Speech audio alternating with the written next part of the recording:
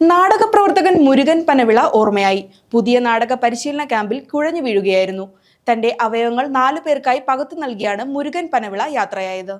നാടക സീരിയൽ അഭിനേതാവ് മുരുകൻ പനവിള ഓർമ്മയായി. മുരുകൻ യാത്രയാകുമ്പോൾ മുരുകന്റെ ജീവനുള്ള അവയവങ്ങൾ മറ്റുള്ളവർക്കായി പകുത്തു നൽകിയാണ് മുരുകൻ ഒരിക്കലും ഉയരാത്ത കാല യവനികൾക്കുള്ളിൽ മറഞ്ഞത്. താൻ അഭിനയിക്കുന്ന പുതിയ നാടകമായ തിരുവനന്തപുരം നിധി നാടക സംഘത്തിന്റെ മൈനക്കുഞ്ഞ് എന്ന നാടകത്തിന്റെ റിഹേഴ്സൽ വടകര മേമുണ്ടമഠത്തിൽ നടക്കവേ രാത്രിയോടെ കുഴഞ്ഞു വീഴുകയായിരുന്നു. തുടർന്ന് വടകര ആശുപത്രിയിലും തിരുവനന്തപുരം ഗവൺമെന്റ് മെഡിക്കൽ ആശുപത്രിയിലും പ്രവേശിപ്പിച്ചെങ്കിലും ജീവൻ രക്ഷിക്കാനായില്ല.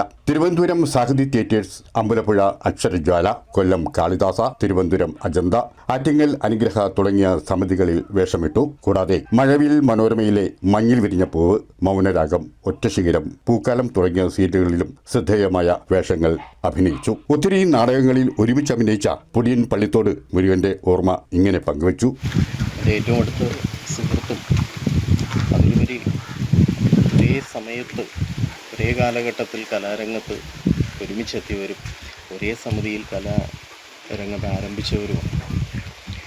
അതിലുപരി വളരെ പെട്ടെന്ന് തന്നെ അദ്ദേഹത്തിൻ്റെ ജന്മസിദ്ധമായ ശേഷി കൊണ്ട് തന്നെ ഈ കലാരംഗത്തിൻ്റെ വിവിധ മേഖലകളിൽ പ്രാവീണ്യം തെളിയിക്കാൻ സ്വസിദ്ധമായ ശൈലിയിൽ ഒരുപാട് നല്ല കഥാപാത്രങ്ങൾക്ക് ജീവനേകി സീരിയലിലും നാടകത്തിലും ഒക്കെ തന്നെ നല്ല കഥാപാത്രങ്ങൾക്ക് ചുരുങ്ങിയ കാലത്തിനുള്ളിൽ ജീവനേകാൻ കഴിഞ്ഞ് മലയാളി പ്രേക്ഷകരുടെ ഇടയിൽ വളരെയധികം ഒരു ജനപ്രീതി നേടാൻ കഴിഞ്ഞൊരു നടനാണ്.